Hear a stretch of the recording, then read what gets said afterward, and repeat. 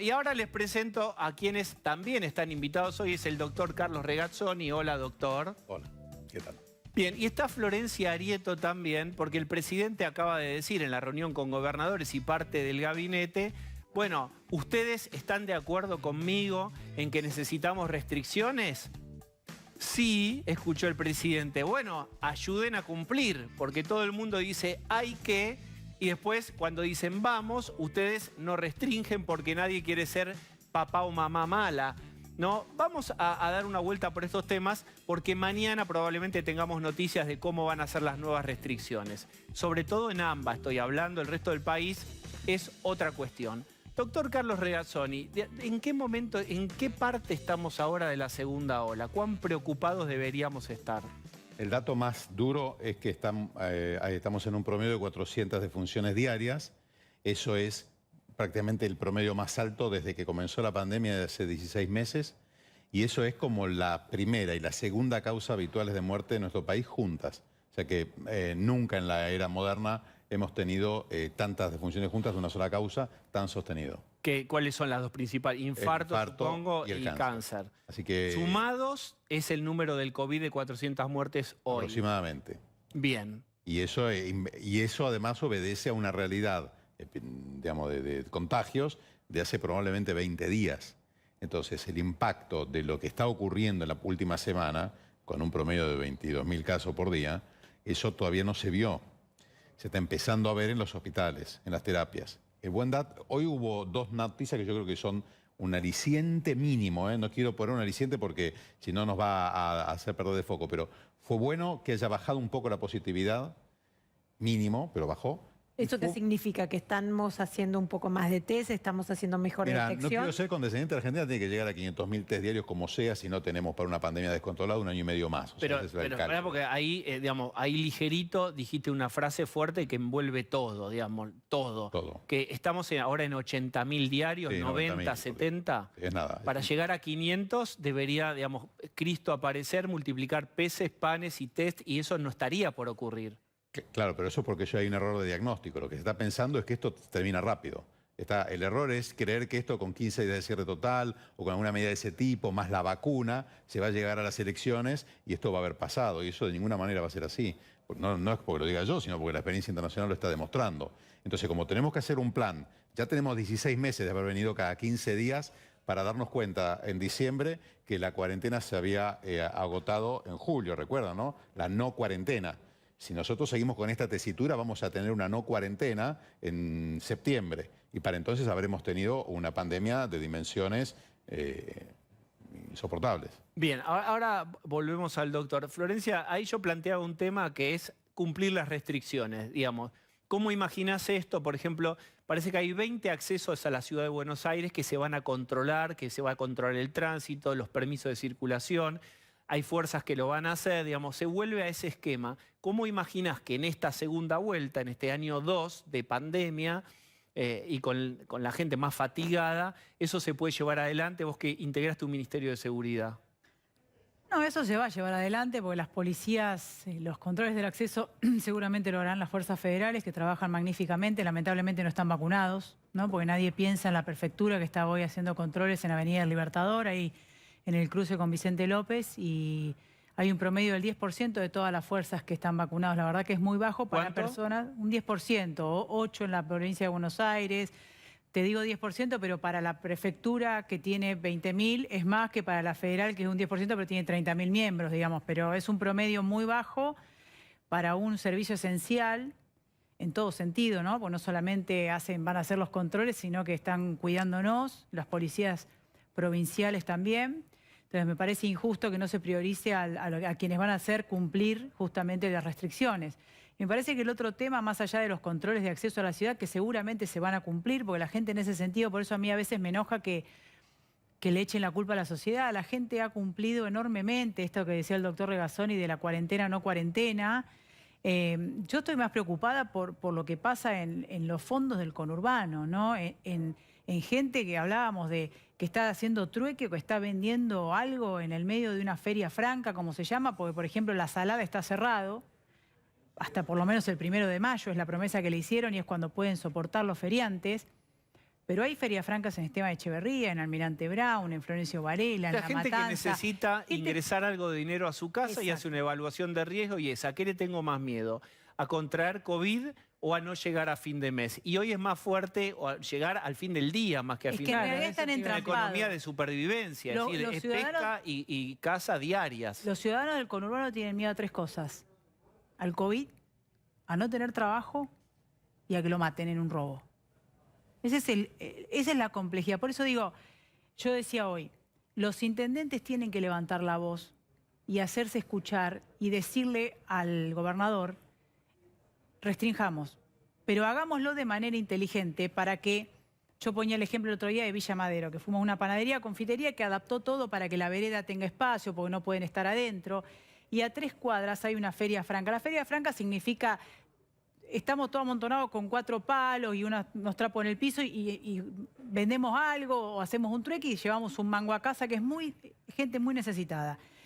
Pero el comerciante, que lo cierran a las 8 y que a partir de las 6 tiene que tener doble cuidado, que es que venga el inspector, pero aparte que no lo choreen, que está pagando toda la inversión de haber ampliado y demás, lo cierran y él está viendo cómo la ilegalidad se mantiene abierta, porque tampoco es factible controlar esa ilegalidad. Entonces digo, ¿de qué manera podemos hacer que esa gente que está en el medio del amontonamiento, sin los cuidados básicos, por lo menos esté testeada? Digamos, si nosotros logramos que en la feria franca que había hoy en Esteban Echeverría, por ejemplo, se los aísle, se traigan test, se los testee y más o menos tengamos en esos miles de personas que están todas amontonadas una dimensión de la contagiosidad para aislarlos, para eventualmente vacunarlos o decirle, mire, vuelva a su casa porque está con COVID positivo, ¿dónde está su familia? Bueno, ¿Cuáles son sus contactos? Florencia, Tenés una pero no, porque si no la restricción es el control de la capital, que el que está en una feria franca en Varela no va a venir a capital y va a seguir haciendo la feria franca. Pero entonces, te agrego complejidad. no va a bajar la contagiosidad, quiero decir. Vamos a lograr eso. Te agrego una complejidad a tu planteo. Si puede aparecer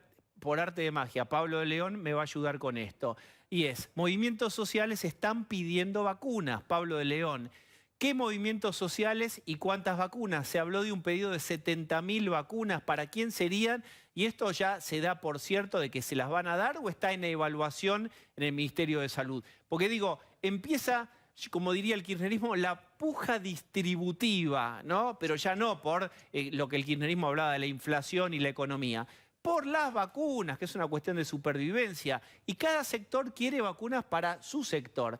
Pablo, ¿qué hay con esto? El tema es así, vos tenés a grupos piqueteros o movimientos sociales dentro del gobierno hoy, tenés a Emilio Pérsico, tenés a Daniel Menéndez como secretarios de Estado, o al Chino Navarro como también secretario de Estado.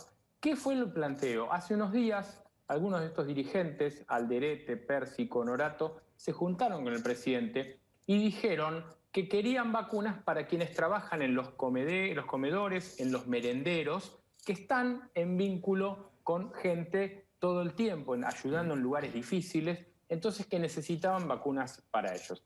La respuesta del presidente fue positiva, de que iba a haber, lo que están pidiendo es que se lo pongan como personal estratégico por ese rol. Pero acá se empieza a enturbiar la historia cuando hablamos de los números. Vos dijiste 70.000. ¿Hay 70.000 personas trabajando en esto? Primero que se valide que, digamos, esto es lo que circula, 70.000.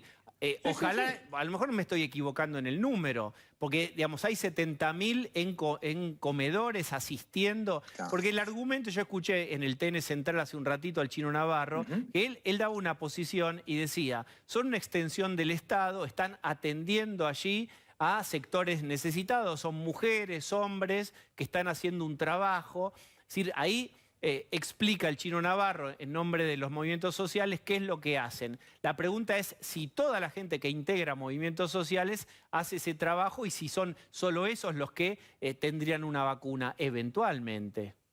Claro, por eso te digo que el número que vos citás y que Chino Navarro en TN refrendó, que esto de 70.000, serían las personas que trabajan en la Argentina supuestamente en comedores o en merenderos ayudando a un montón de gente necesitada que está yendo ahí. El tema es, dijeron que Salud los cense y que esto se iba a discutir en el Consejo Federal de Salud, que son los ministros, siempre lo explicamos, de salud de todo el país. Ahora, el problema es que después de lo que vemos en el vacunatorio VIP, que vemos así sindicatos vacunando en lugares con sus banderas de ATE y CETERA, por ejemplo, vos decís, ¿cómo estás tranquilo en que los que se vacunaran de estos movimientos sociales sean efectivamente quienes trabajan en esos lugares? Bueno, aquí lo que se está discutiendo es cómo se instrumenta eso, que es decir, definir como personal estratégico a quienes trabajan en estos lugares y que formen parte de un lugar donde se anotan como se anota cualquier otro personal de riesgo. Ahora, por último, tomo lo que dijo recién Arrieto. Las fuerzas de seguridad son personal estratégico y se han vacunado muy poco. Sí. Bien, y perdóname, está Osvaldo Bazán también. Osvaldo, ¿cómo estás viendo esto? Porque, digamos, personal estratégico, Florencia Arrieto hablaba de 8, 7, 10% en fuerza de seguridad, que también ellos dicen, che, acá hay 90% que está desatendida, no está vacunada. Es decir, hay un tironeo, todo el mundo es estratégico. No todo el mundo, pero una gran parte tiene derecho a autopercibirse estratégico. Osvaldo. Sí, es cierto además que hay muchísimas denuncias de personal de salud, no solo de la provincia de Buenos Aires, sino de gran parte del país, que dice que no ha sido vacunado todavía. Digamos, me parece que básicamente tendríamos que tener los datos de quiénes son, de quién estamos hablando, de cuánta gente estamos hablando, de qué manera esa gente trabaja, porque efectivamente hay mucha gente trabajando en los merenderos, de qué manera esa gente trabaja, y también de dónde van a salir esas vacunas. ¿Son las que ya le dieron a las distintas provincias o hay un remanente aparte? Porque el gran problema es que no hay vacunas. Es que no hay vacunas y van a llegar pocas vacunas, ya lo estamos sabiendo, más allá de todos los inconvenientes que hubo y todos los errores cometidos para conseguir las vacunas. Lo que sí sabemos es que hay muy pocas vacunas. Cuando vos ves en el monitor de información de vacunación nacional, sí, ves que hay algunas provincias que tienen todavía un remanente de unas cuantas miles que no han sido dadas. Pero Capital Federal ya no tiene, por ejemplo, las vacunas las ha dado casi todas. Así que, ¿de dónde van a salir estas vacunas? ¿Cuáles son los datos? Y como en todo el proceso de vacunación, y en realidad en casi todo lo que pasa en el país, no hay datos. No sabemos quién ni por qué. No sabemos por qué hay sindicatos que están vacunando y todavía la ministra Bisotti no ha dado nunca ninguna respuesta al respecto. Adri. Sí, quería agregar además que hay las personas con enfermedades, con comorbilidades, que son además las personas que tienen más urgencia en los hospitales, que sabemos que hoy es el cuello de botella. De esas se vacunaron 374.000 dosis y está estimado en 5.600.000, con lo cual me parece que de nuevo, parece que las prioridades se ponen en función de la presión que hace un grupo, Bueno, cuando en realidad estaban determinadas por la resolución. Bien, en un ratito, o cuando me diga la producción, vamos a hablar con Graciela Ocaña, que está intentando averiguar o está haciendo presentaciones para que Pfizer y AstraZeneca expliquen qué pasó en el caso de Pfizer, dónde se truncó la negociación, y AstraZeneca, bueno, pues qué pasa con ese contrato, que parece que se regularizaría a nivel mundial, pero dicen a partir de septiembre, y acá se nos viene el frío, hay que ver eso cómo sucede. Doctor, digamos, ¿cuál es la perspectiva, digamos, juntando estos elementos que has escuchado? El segundo factor de riesgo para morir por COVID después de la edad es la pobreza. La pobreza sola triplica el riesgo de morir por COVID a cualquier edad. Y eso es un dato que incluso se hizo en la Argentina y fue publicado en la Villa 31. Una persona de 30 años o 20 que se contagiaba de COVID por el simple hecho de pertenecer a un barrio carenciado tiene 3 veces más riesgo de morir. Expliquemos por qué. Porque la nutrición no es adecuada, porque el descanso, porque... Entra dentro de un gran capítulo que se llama los determinantes sociales de la salud, en lo cual hay hasta cambios fisiológicos, medibles. Es un tema muy multidimensional y un gran tema, porque es el gran desafío que tenemos por delante. Ahora bien, frente al planteo de gente que legítimamente reclama algo que médicamente tiene coherencia, a mí lo que me sorprende, o lo que me asusta, lo que está pasando, me preocupa, es la ausencia total de un plan estratégico. Si esa realidad es como es, esto ya debería estar habiendo sido contemplado 8 meses atrás. La Argentina no va a salir de esto por arte de magia. El virus no se va a ir solo. La vacunar no va a bajar la ola al ritmo en que estamos vacunando, porque no lo hizo en Estados Unidos. O sea, entonces, nosotros necesitamos un plan indudable y necesitamos liderazgo sanitario, que en este momento falta. Ahora vamos a hablar de cómo sería eventualmente un plan y con el contexto de Argentina, con las herramientas poquitas que tiene, pero a lo mejor con un poco de ingenio o un expertise que ahora no vemos, puede haber ese plan estratégico. Graciela Ocaña, hola, ¿cómo estás? ¿Qué tal? Buenas noches, ¿cómo están? Bien, vos pediste informes a Pfizer y AstraZeneca. ¿Te seguimos, es así? Nosotros pedimos a fin de año información a Pfizer porque recordás que el ministro nos decía a todos los argentinos en ese momento que a Pfizer había pedido condiciones inaceptables. Le pedimos saber, junto al diputado Cornejo y la diputada Najul, cuáles eran esas condiciones y una serie de consultas. Pfizer nos contestó en ese momento, lo mandamos a los CEOs de Estados Unidos y de Argentina, y lo que nos dijo es que las condiciones eran las mismas para todos los países, que la primera oferta para Argentina la había hecho en julio y que, bueno, que no podían cerrar. Lamentablemente, después de ese sainete, digamos, de fin de año, Argentina estuvo casi 3 meses sin llevar adelante negociaciones con Pfizer. Por suerte ahora la han retomado. Lo retornado pero no, porque es un verbo en Argentina, entiendo. Entonces, está bien, pero ¿cuál es? Porque se habló mucho de la palabra negligencia. Retomado, sí, está bien. No retornado. No, está bien. La palabra negligencia hizo mucho ruido y en un momento se armó la idea de que había estado ahí el problema en los contratos y que entonces había ahí algo que no podía ser firmado. ¿Fue así? ¿Pfizer confirma eso y en tal caso eso regía para todos los países que firmaban con Pfizer? Lo que nos contestó es que las condiciones eran iguales y la verdad es que es muy difícil pensar que países tan distintos, muchos de ellos cercanos a nosotros, Chile, Uruguay ahora, Brasil, México, Canadá y los países europeos hayan entregado, porque acá no se decía que era la palabra negligencia, después se dijo que era negligencia, era que venían por los hielos, por los recursos naturales y no sé cuántas cosas más. Lo cierto es que después también, en la última presentación de ahora de abril de la ministra, también dijo que habían pedido un seguro de caución, pero que justamente la Procuración del Tesoro había aconsejado no darlo. Entonces, no se sabe muy bien qué es. Yo creo que... ¿Cuál es tu hipótesis? Digamos, si tenemos que decir descarnadamente una hipótesis, ¿cuál es tu hipótesis? ¿Qué pasó?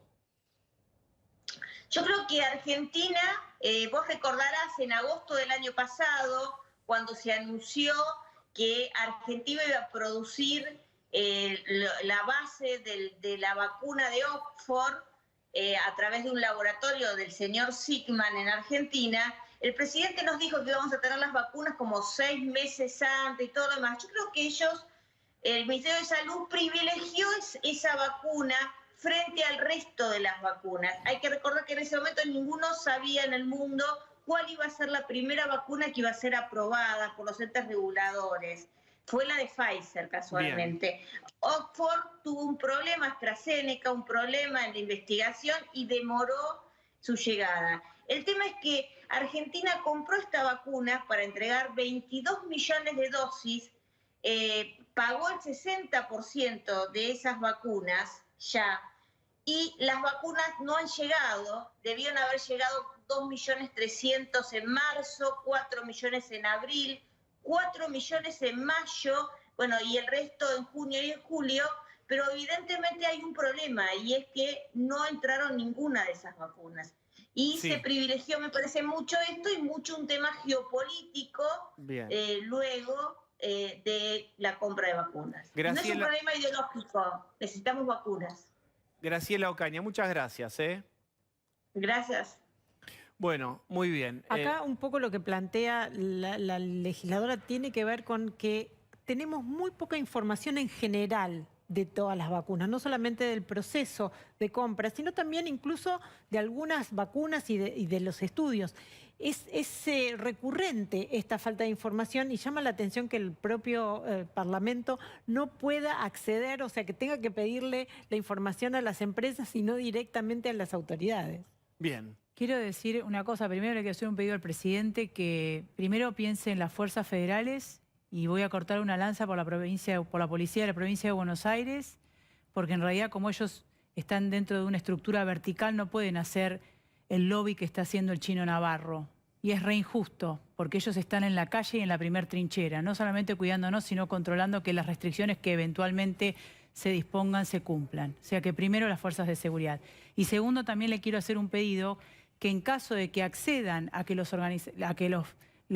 pobres, ¿no?, los más vulnerables, como pide el Chino Navarro, se los vacune, que no le den las vacunas al movimiento Evita ni a ninguna de las organizaciones sociales que han hecho de los planes una gerencia de la pobreza y muy lejos de controlar que no le saquen plata ni les den el plan a otro. Así que le pido al presidente que lo haga directamente a través de la Secretaría de Desarrollo Social, que para eso están las instituciones del Estado. Porque dárselo al movimiento Evita es como darle como le dan los planes para que los aparateen y que le saquen plata si no van a la marcha y todas las denuncias que ya conocemos.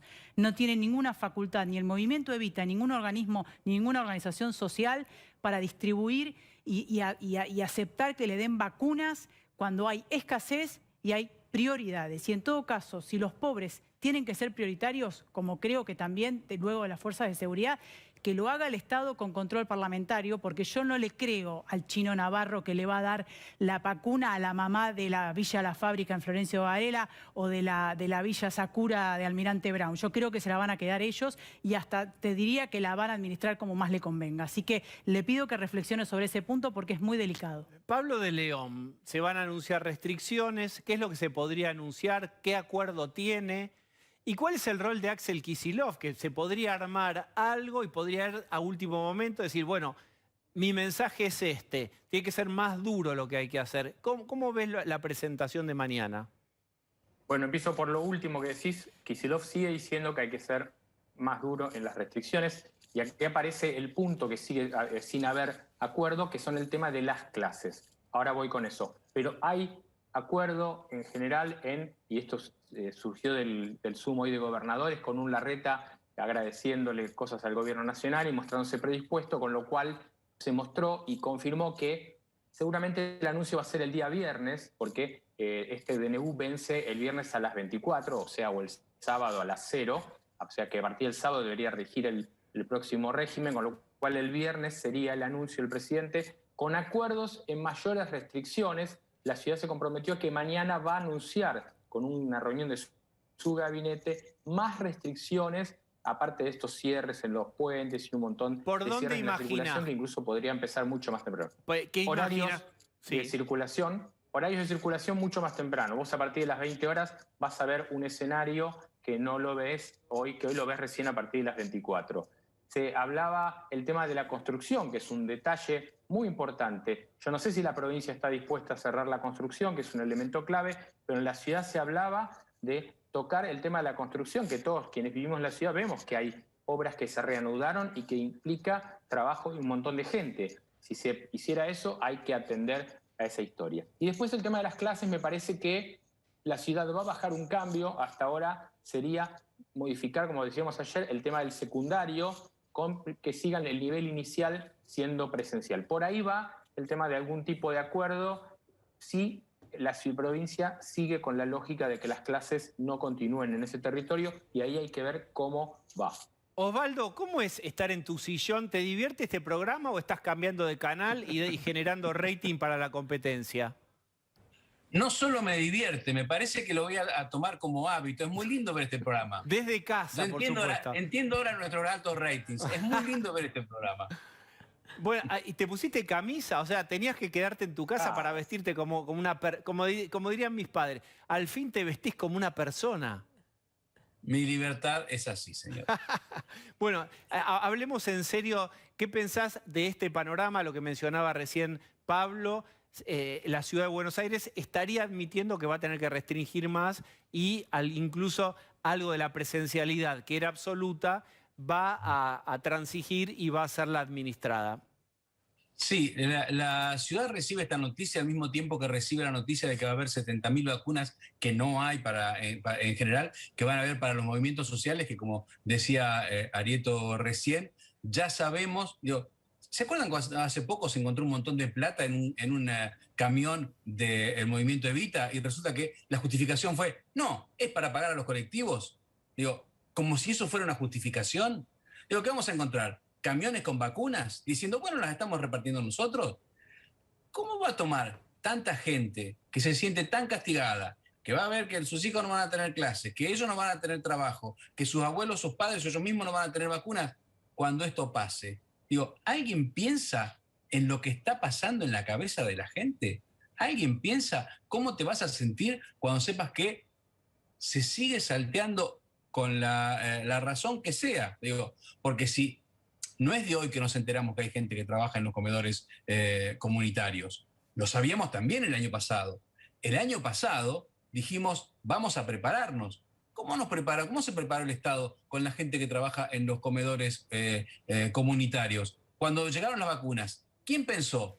Nadie pensó en esa gente, y lo que pasó ahora es un apriete que se hace en la calle, y como no saben cómo parar los piquetes en la ciudad, los piquetes son una extorsión para conseguir esas vacunas.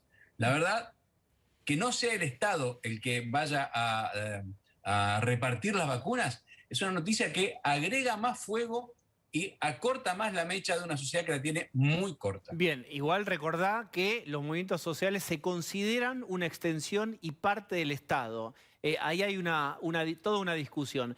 Vuelvo a vos en un ratito. Quiero preguntarle al doctor Regazzoni una cuestión, que es, se enuncia un plan. Yo entiendo que alguien te está viendo y dice, vení a esta silla eléctrica y a ver si es fácil esto que tenemos acá. No importa, ¿qué es lo que con la Argentina que hay, con los recursos que hay, no con el país que debería ser, sino con el que es, así todo se podría hacer mejor?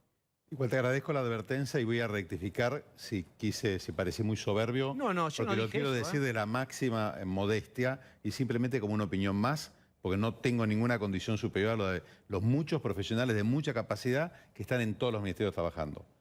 A mí me da la impresión que uno tiene a su alcance dos cuestiones. La primera, el ministro de Salud de la Nación, en este caso la doctora Carla Bisotti, tiene que ser la figura protagónica indudable, porque el sistema sanitario sin liderazgo no va a funcionar. En segundo lugar, tenemos 5 herramientas. ¿Pero en qué no está liderando? Bueno, por ejemplo, no puede haber dudas respecto de la comunicación de la información científica y que la información científica tenga la fuerza como para impulsar las normas que se implementan. Y no hay tampoco un liderazgo que deje claro que todas las vacunaciones es igual en todos los distritos. O sea, se ha dejado mucho librado al criterio de cada uno de los ministerios, claro, incluso de cada una de las jurisdicciones, y eso hace que hoy los segmentos etarios tengan muy diferente nivel de vacunación. Nuestro país primero necesitamos información clara. Esa información la tiene que dar el ministro de Salud de la Nación, y no hay ninguna duda. Información científica, porque es de la máxima gravedad. ¿Qué viene por delante? ¿Qué proyecciones se han usado? ¿Dónde están? Que la gente sepa qué parámetros se está utilizando. ¿Se está utilizando la incidencia semanal, el R? ¿Cómo se están tomando las decisiones? Y eso tiene fuerza, porque los ministros de salud, la enorme mayoría son médicos, con lo cual no pueden no persuadirse con eso, con la información. Y después las herramientas a disposición. Están las vacunas. Como va a haber una restricción de vacunas por lo menos hasta fin de año, hay que reorientarlas. Pero vos no sos optimista en, digamos, uno dice, a lo mejor en 2 meses se regulariza, pero es un sesgo optimista y también la ilusión es un mecanismo de defensa y es un impulso vital como comer o dormir. Uno quiere creer, porque si no, la vida se hace medio insoportable. Acá estamos con 400 muertos diarios. O sea, la situación no da para más. O sea, no es que esto es verdaderamente insostenible. Acá hay que ser muy realista porque son demasiados meses por delante. Y vos podés utilizar el optimismo como herramienta 15 días, un mes, no claro, 1 año y medio. Entonces ahora el mejor optimismo de todo, lo que la gente va a entender como optimismo es que el médico se está moviendo y que el médico está preocupado y que el médico está actuando. Eso es lo que a cualquiera de nosotros nos pasa en esa experiencia. Los barbijos, doble barbijo para toda la población y para los trabajadores esenciales, indudablemente, barbijo N95. Si no se lo puede importar, habrá que fabricarlo acá, pero no puede faltar, eso es lo que se llama barbijo de alto filtrado.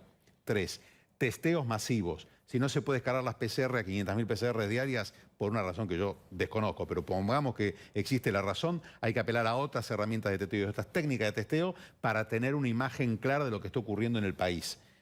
Después, hace falta establecer cordones sanitarios, un poco lo que recién decía Florencia me pareció muy lúcido, para vos, con fronteras sanitarias en las cuales estás haciendo controles, fragmentar la probabilidad de que una persona infectada pase a un lugar que no hay virus circulante.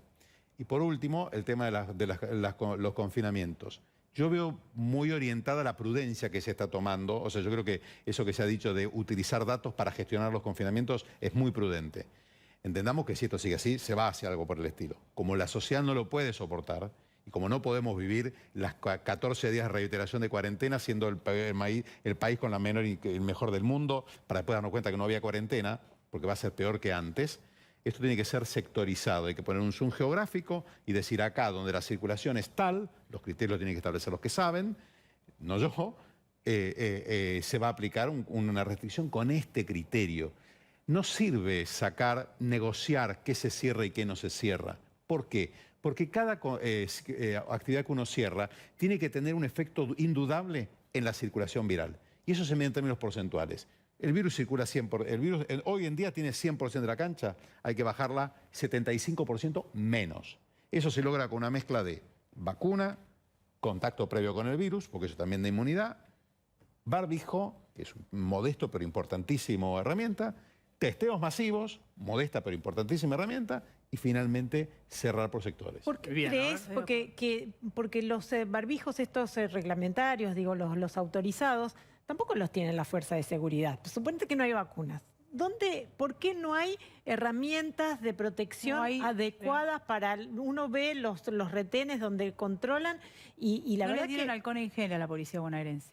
No le dieron ¿Cuál es la hipótesis? elementos de bioseguridad, como dicen ellos. Ni barbijo, ni alcohol en gel suficiente, ni protección para estar en la trinchera. Por eso digo, yo corto una lanza por ellos, sepan que soy su voz, policías bonaerenses que me están mirando. ¿A qué atribuís? Porque ¿Cuál es la explicación? Primero debe haber un sesgo ideológico, lo desconozco. Y segundo, hay falta de plan. Lo que dice el doctor, tiene razón, es decir, vos no podés estandarizar una medida. Entonces, ni siquiera me pongo a pensar, mira lo que te digo, ni siquiera me pongo a pensar en el cruce de la General Paz de Puente Pueyrredón. Pongámosle que eso efectivamente se va a llevar adelante en el control y va a ser efectivo, porque la gente va a cumplir y las fuerzas de seguridad van a cumplir su rol. El problema no va a ser ahí. Va a ser entre Quilmes y Lanús, entre La Matanza y Morón, o sea, Rafael Castillo y la parte de Morón Sur. ¿Entendés? Esos lugares en donde hay mucha vulnerabilidad y mucha necesidad de trabajo y poca educación e información, es mínimo el barbijo, la distancia. Digo, cuando Perón habla de conducción política, dice que hay que persuadir. Si vos amenazás, no a la fiesta clandestina, vamos a ir con la policía, no, nos afecta a todos. Si vos querés una fiesta, hagamos las cosas bien para que llegue más rápido, porque se va a terminar la pandemia. Hablar, información, yo creo que hay mucho de querer cerrar y dar como una imagen de autoridad que roza la ilegitimidad. Digamos, la gente no lo toma como algo positivo, sino que lo toma como me está atacando, entonces esto no es así. No, entonces digo, bajar un poco los niveles. Yo creo que en este sentido juegan un rol fundamental los intendentes del conurbano, que por favor se hagan cargo de su territorio, porque en realidad a la larga a ellos lo termina afectando. Pablo de León, ¿estás escuchando lo que dice Florencia Arieto sobre los intendentes? Pues también hay una versión de que los intendentes piden y Alberto Fernández y también el gobernador dice, bueno, hablen ustedes, háganse cargo y paguen también el costo político de restringir. Porque todos dicen, hay que restringir, pero nadie quiere ser el que restringe. Pablo. Claro, exactamente. Estaba repasando, mientras charlaba y decía eso Arieto, lo que dijo el presidente en el Zoom con los gobernadores, ¿no? Y decía esto con la frase con la que vos empezaste el programa, ¿no? Si estamos de acuerdo en restringir la circulación, me tienen que acompañar en el cumplimiento de las normas. O está diciendo, todo muy lindo, yo pongo la cara, me banco firmar el DNU, pero ustedes después cumplan en sus intendencias y entre las provincias, y atento al tema de la circulación entre las provincias, esta historia. Y la otra frase que me queda para esto es que Alberto cambió el eje, ¿no? Por esta cosa que dice siempre Kicillof. El virus entra por la ciudad, después va a Lamba y después va al resto del país. En realidad habría que decir que primero entró por Ezeiza, que es provincia de Buenos Aires, y después fue a la ciudad. Pero no, también habría que decirle que el hombre por ahí viene de las cuevas de África y si vamos para atrás, la peste anduvo a caballo, en barco, digamos, la peste anduvo por donde el hombre encontró un medio de locomoción. La verdad que no tiene mucho sentido decir dónde viene la peste o de dónde viene y en algún momento se habló o se insinuó de la cepa Buenos Aires, que me parecía que no era ingenuo. Digamos, pero hoy Alberto, no hay un dardo dijo, que no venga envenenado. Dale. dijo, está claro que hay un epicentro en el AMBA, pero hay alertas en varios lugares del país. Ojo con esto, porque esto tiene que ver con que esta vez el foco no va a estar solo en lo que es ciudad y provincia, porque Alberto tomó nota de esto que le decían que es el presidente del AMBA. No, y no tiene por qué ser el presidente del AMBA, porque la Corte le va a decir usted no puede ser el presidente del AMBA. Atento que se empiece a hablar del criterio de centros urbanos. Entonces, acá que entra los lugares complicados. Ciudad de Buenos Aires conurbano, Gran Rosario, y los alrededores de Córdoba, Mendoza y también el Gran Tucumán. Empezamos a mirar, y atento a lo que puede salir de las próximas restricciones, cómo los centros urbanos no van a ser nada más que la ciudad, la maldita ciudad y el conurbano, víctima de la maldita ciudad, sino que empiezan los otros centros urbanos grandes del país a tener que estar atentos a las restricciones. Si alguien se suma recién y nos está y prendió el canal porque estaba siendo infiel con nosotros y viendo otros canales o otras actividades que ya todo el mundo sabe que está prohibido, que hay que mirarnos a nosotros, se sorprende. Esta es una edición especial, estamos semi-aislados, Rolo Barbano dio positivo, todos nosotros nos testeamos. Pablo y Osvaldo, que está allí abajo, tuvieron un contacto fuera del aire un poco más próximo, no sé si del tercer tipo, que como de Spielberg. Igual dio negativo, aclaremos. A todos dio negativo y estamos bajo protocolos del canal y bajo protocolos que están en consonancia con los protocolos de la Ciudad de Buenos Aires. Esta es la novedad y los ven, ahí está. ¿Cómo haría? A ver, qué desafío neurológico que estoy haciendo. Osvaldo Bazán. Sí, estaba escuchando lo que decía antes Arieto, y me parece que otro de los grandes problemas fue el problema de la comunicación. Digamos, más allá de los problemas, del problema sanitario, que fue muy fuerte, el problema de la comunicación. Fíjate que cuando se habla en general de las restricciones, cuando se hablaba, y en provincias se habló de las restricciones de la educación presencial, lo daban como, bueno, listo, no se puede. Si simplemente hubieran dicho, es terrible, es espantoso, pero no vamos a poder hacerlo, hubiera sido otra cosa. Hubiera sido, bueno, vamos a ver de qué manera, ya sabemos que los chicos no pueden venir a la escuela, si hubieran dicho, vamos a ver de qué manera vamos a mejorar todo lo que hicimos el año pasado, que sabemos que hay cosas que no salieron con el asunto de la no presencialidad. Si hubiesen pensado, que parece que estaba pensado, pero de golpe se cortó todo. Bueno, hay chicos que solo recibieron educación por WhatsApp. Nos preocupa mucho tanto la vida de los chicos como la educación de los chicos. Eso es lo que no se vio. No se vio mensajes de verdadero compromiso con lo que a la gente le está pasando. Y esto tiene que ver también con lo que decíamos recién de las vacunas a las organizaciones sociales. No se ve una empatía, en el gobierno de la provincia de Buenos Aires especialmente, una empatía con lo que le está pasando a la gente. ¿Vamos a tener que cerrar los comercios? Va a ser espantoso, señores, lo sabemos. Vamos a ver cómo ayudamos. Pero no solo diciendo, te voy a dar un IFE, te voy a dar una ayuda económica, que también va a hacer falta, sino tratar de pensar lo que nos está pasando, lo que le pasa a esta gente que estuvo encerrada todo un año. Eso, el problema de la comunicación es casi tan grande como el problema sanitario, no sé qué piensan ustedes. Eso es así y hay que generar un discurso que pueda permitir futurizar, que genere un horizonte, que recree la esperanza, no de un modo ingenuo, no de algo que no se va a cumplir, pero información clara y mucha empatía. Yo creo que eso es clave. Te agrego algo. Recién ahora, sabes que yo sigo con mucha atención justamente las piezas publicitarias. Recién ahora las piezas publicitarias son contundentes en lo que significa el uso del barbijo, la distancia, la forma en que hay que ventilar las casas. Está empezando, pero esto tendría que haber empezado muchísimo antes, porque a partir de que uno genera una campaña publicitaria, eso tarda en instalarse y hay que acompañarla. Bien. ¿Aló? Hola Diego, ¿cómo estás? Buenas noches. Carlos Pañi, ¿cómo va, Carlos? Muy bien. Discúlpame la infidencia, pero quiero hacerte una pregunta. Sí, claro. ¿Estás vacunado vos? No. ¿Con una dosis o sos del 1,9% de los habitantes de este país que ya tiene las 2 dosis de su torrente sanguíneo? No, creo que tiene, el que tiene el esquema completo en Argentina son 1,8, menos de 2%, ¿eh? Sí, bueno, porque según fuentes muy calificadas, me contaron que los psicólogos / psicólogas de algunos intendentes del conurbano ya están todos vacunados con ambas dosis, aún en este contexto de desesperación sanitaria. Sí, señor, y me ha valido incluso alguna pelea, alguna discusión con colegas. Sí, es así. Bueno, no me queda muy clara la parte de la esencialidad que cumple la psicología en medio de este contexto caótico, pero si vos decís que está ok, está ok. Ese es un chiste que podría hacer Osvaldo Bazán, que es muy antipsicología y muy pro tarot. Pero Debe ser que tantas noches de estudio lacaniano te proveen cierto superpoder ante el COVID que actúa como una especie de mosquitero freudiano contra el virus. Está muy bien. Mosquitero freudiano contra el virus vale para agregar al diccionario del psicoanálisis. De Pero la bueno, Blanche esa Pontalis. Te Muchas la paso gracias, y no te Carlos. la cobro a esa. Está muy bien. Bueno, Pero nos abre una serie de interrogantes. a ver, Todo dos para saber. Hay tantos. este laberinto borgiano nos abre esta serie de interrogantes. ¿Será el doctor Fernando Pollack una especie de Cabral soldado heroico que llevó cual conejillo de indias a miles de argentinos al hospital militar para que luego Ginés frustre las negociaciones con Pfizer? ¿Y murió bajo la bayoneta de este gobierno? Es una buena pregunta. La segunda y cerramos. A ver. ¿Cuándo entrará en acción el superhéroe Sigman? Sí. Ese es el que están esperando. Y una de chapa. Según lo que publicó ahora The Lancet, hay una nueva polémica por la vacuna Sputnik. ¿Cuál es? Viste que están diciendo que hay que estirar bastante más la segunda dosis, que se puede estirar.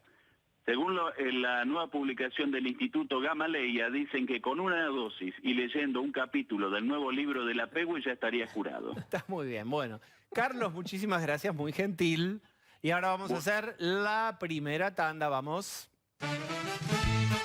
Muy bien, una cosa es cómo estamos y dentro del contexto cómo podríamos estar. ¿Alguna idea, digamos, si nos pusiéramos propositivos, aunque sea hacia alguna dirección? Doctor, ¿qué se puede hacer que no esté hecho? Otro componente adicional del plan es juntar más poder para negociar las vacunas, que por otro lado no nos las están regalando.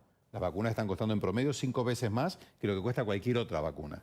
Entonces me parece a mí que el eje andino, Argentina, Bolivia, Perú, Ecuador y Colombia, podríamos hacer una causa común para hacernos de un recurso, porque nuevamente es un grave error pensar que esto con 25 millones de personas vacunadas se soluciona. No va a pasar médicamente porque no está pasando en ningún país.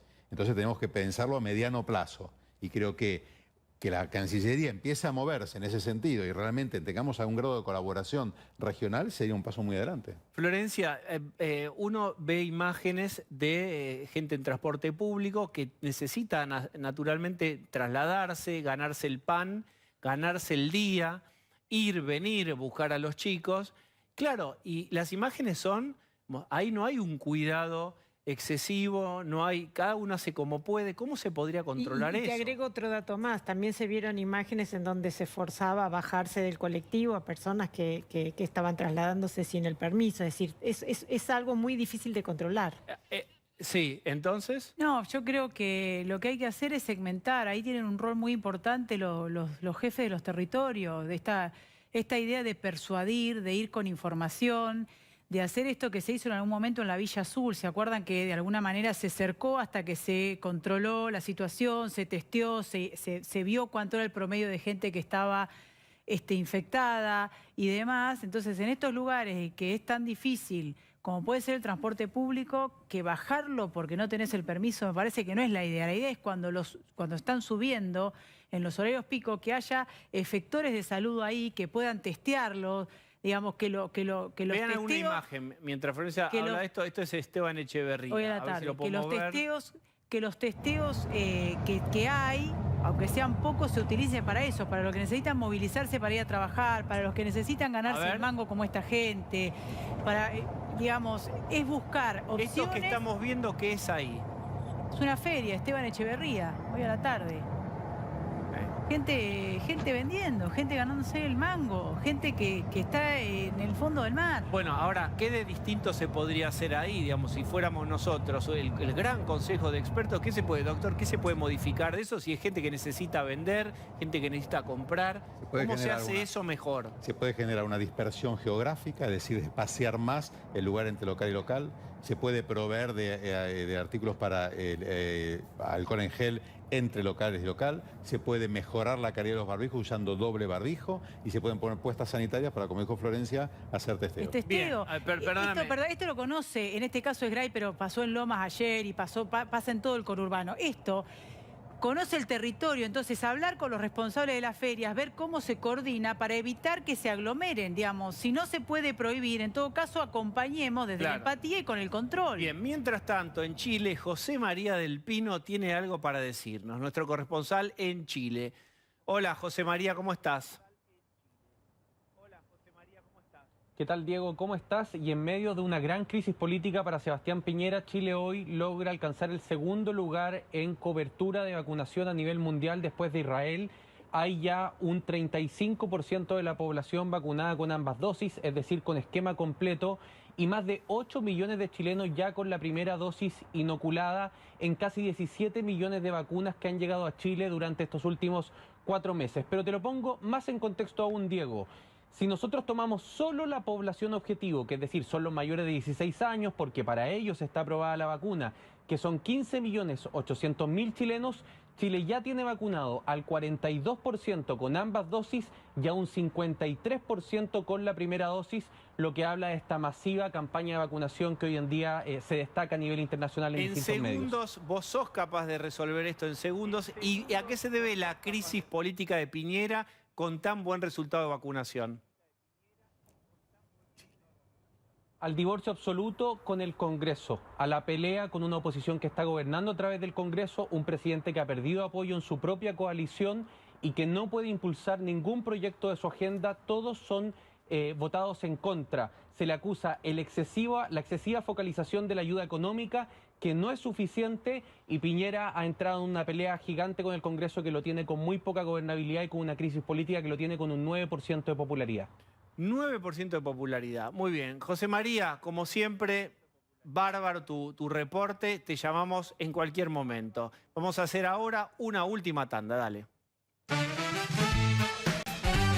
Muy bien, hemos llegado al final. Vamos a agradecerle al doctor Regazzoni, muchas gracias. Florencia Arieto, gracias.